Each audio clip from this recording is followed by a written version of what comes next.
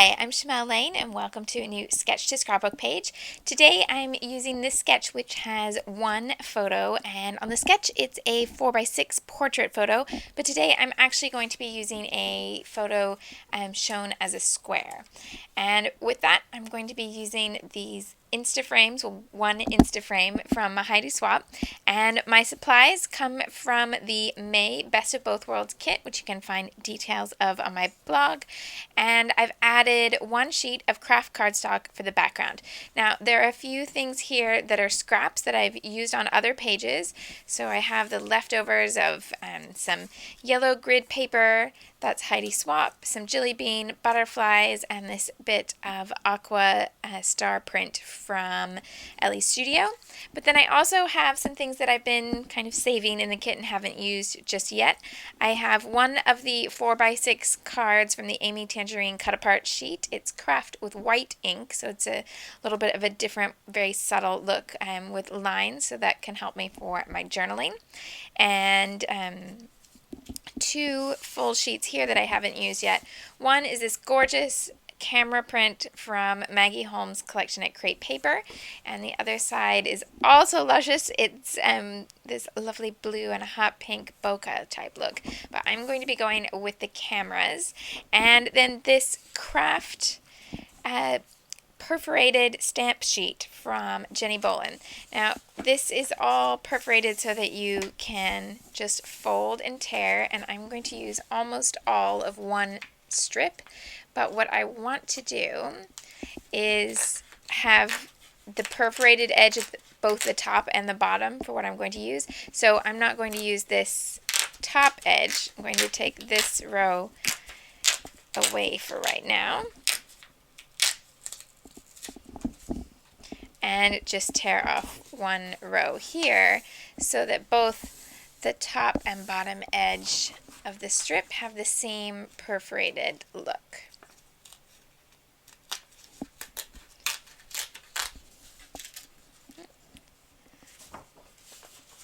This is cardstock weight, so it's heavy enough that it will tear along the lines, but it does take a little bit of effort. There we go. So I'm going to be using one strip like this, and I'll put the rest away for later. And so I'm going to start with the print background, and the reason I've been saving this one for a sketch that has one photo is because this gorgeous pattern paper, I want to leave a lot of it on show.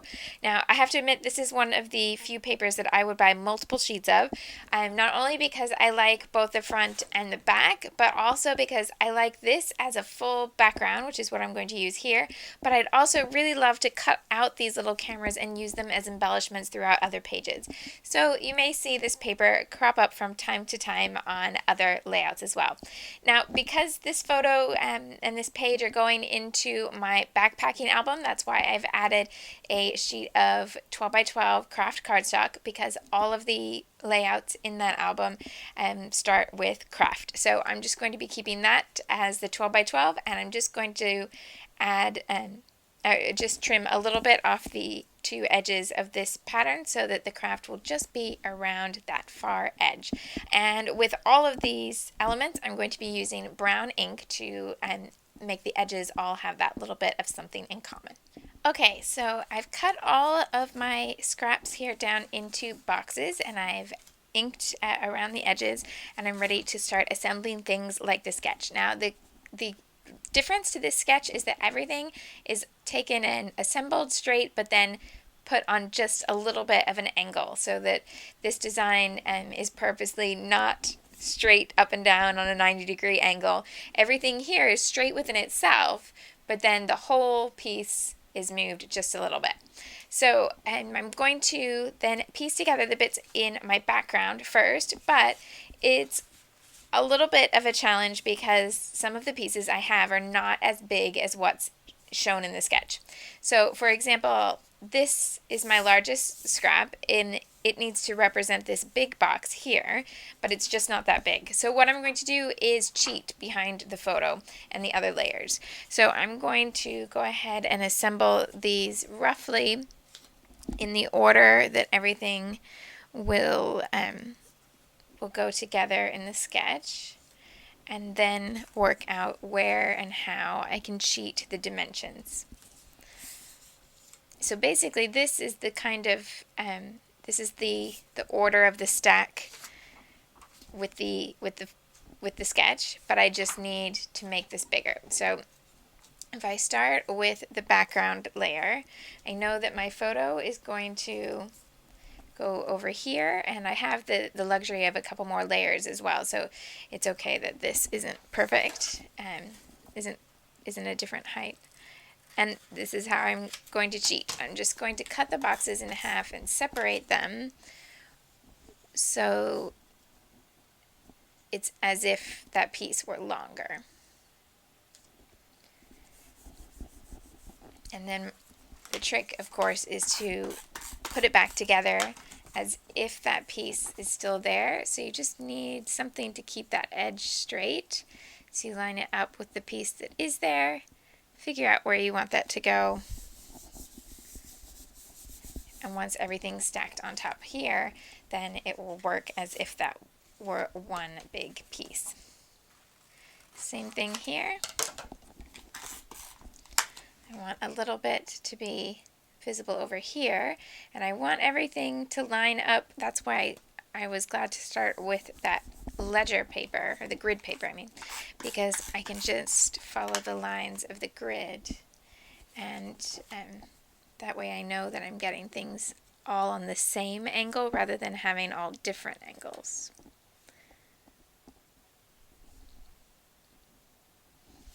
That should be enough space with that one.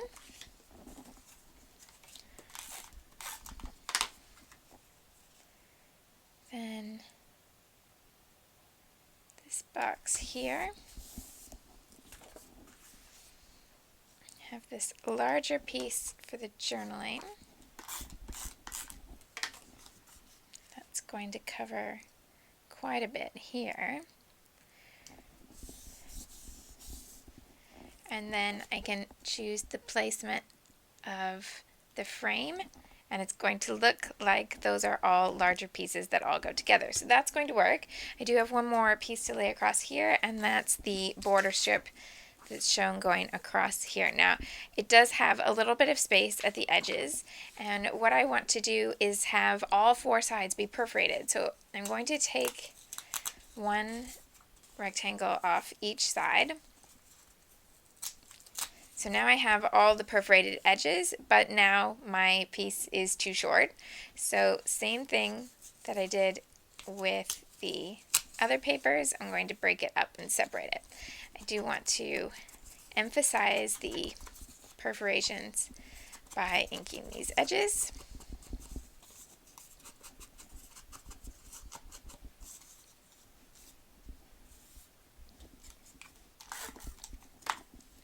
And then I can line these up with the grid paper as well.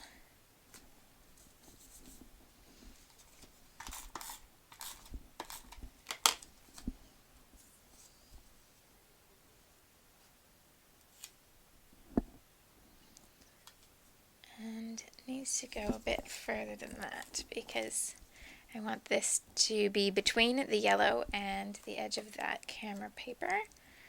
So I'll line it up here. And that lines up with the grid. Perfect. So now that's all my background layers in place. I'm ready to add the photo and start building from there. Now these Instaframes, they come in a pack with several different frames, and it's paper that's printed, and you can use it in a divided page protector because the back is printed as well. And designed to look like a Polaroid, but you take your own photo and place it inside. So you're going to want to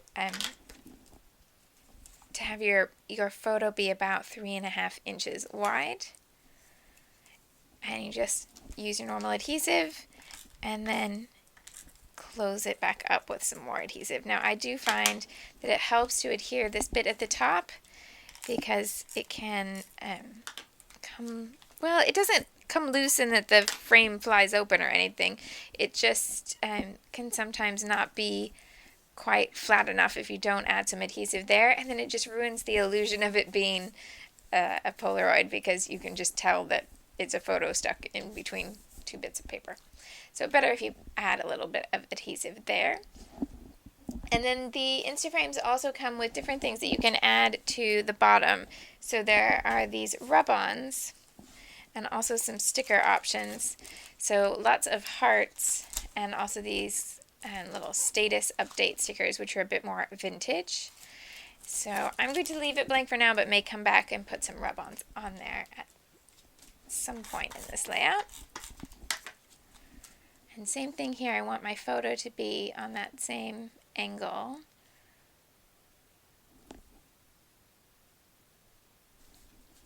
And make sure that I'm covering all of the joins that where I broke the pattern papers to spread them out.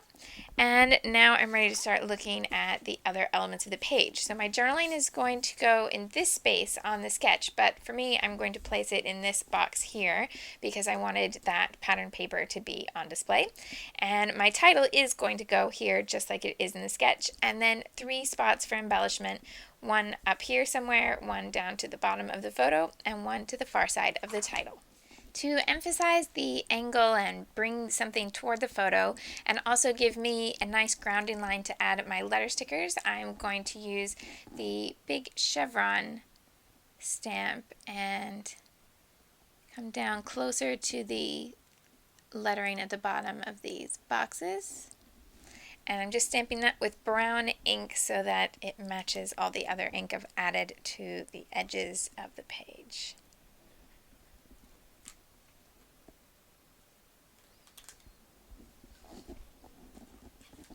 And then I'm going to take my letter stickers and stack them up so that it's like this line here would be the line on the notebook paper where my letters are all resting on it. For my title, I used the Mistable Thickers and sprayed them with Heidi Swapp Color Shine in the mint green. And I know that I'm mixing a blue toned aqua and a green toned aqua, but they're both in this pattern paper. There's a true turquoise and there's more a green. So I decided I would mix it all together in the pattern paper and the embellishment as well.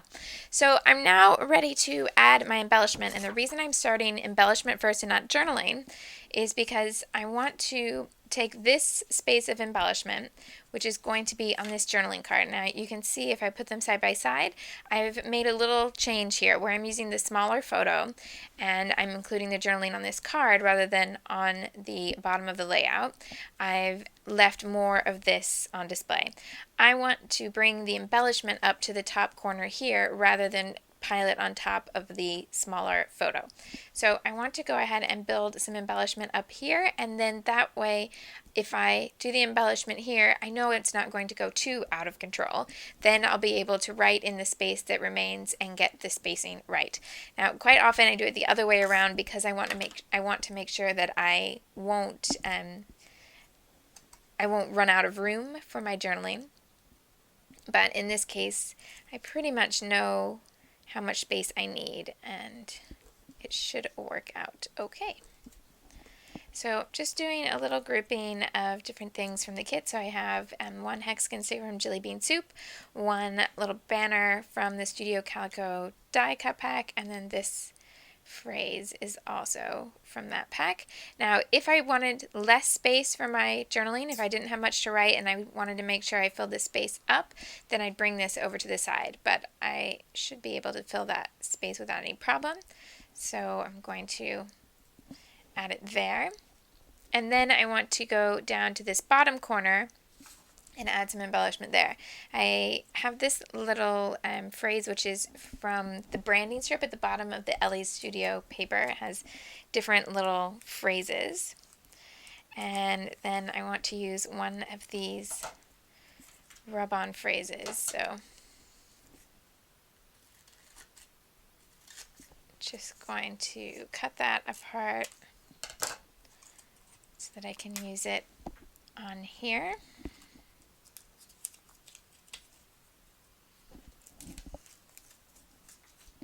And I'm out of the yellow pieces. Let's see if I can find something with that same green to bring in here. I've got that piece. Let's see if I have anything else. A little flower or a feather or something, perhaps.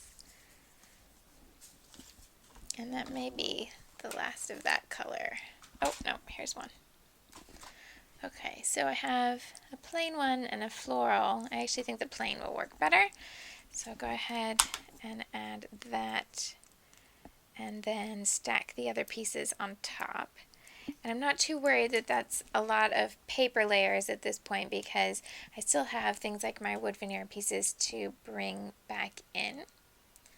So if I add the rub on here so that I have this little corner spot, I can tuck this piece here as well.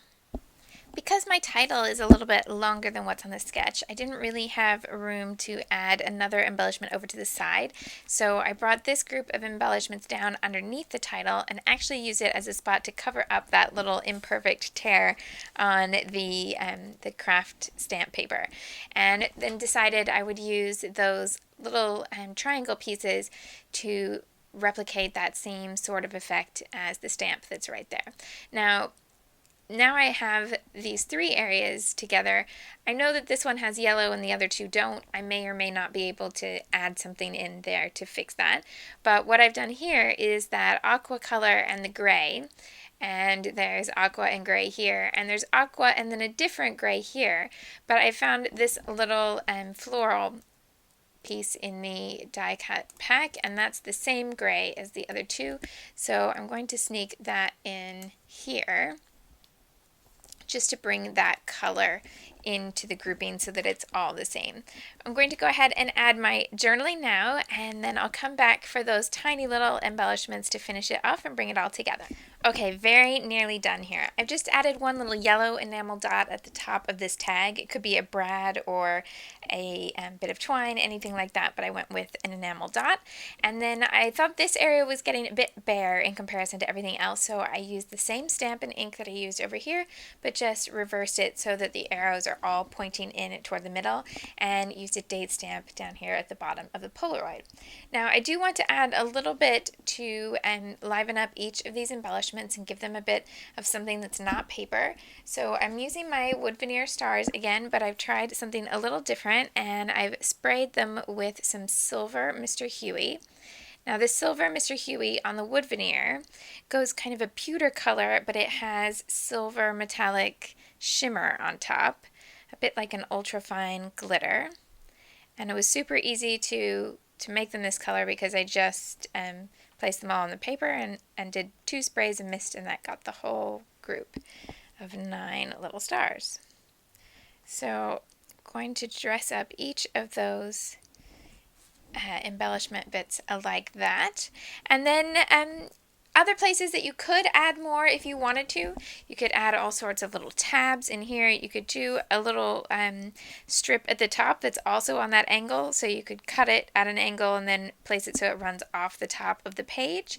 And all sorts of different little details. Again, you could always do stitching around all those boxes if you like a more detailed look where you have that mix of not just paper but also other mediums. The thread would come in handy there. But I think other than gluing these down, I'm going to leave that one there. I would love for you to pop over to Shimelle.com to have a look at another interpretation of this by a guest artist, and you can get a printable version of this sketch so you can do your own version and give it a try. I'd love to see what you make, so please do share it with us. I'd love for you to subscribe, and I hope to see you soon. Happy scrapping!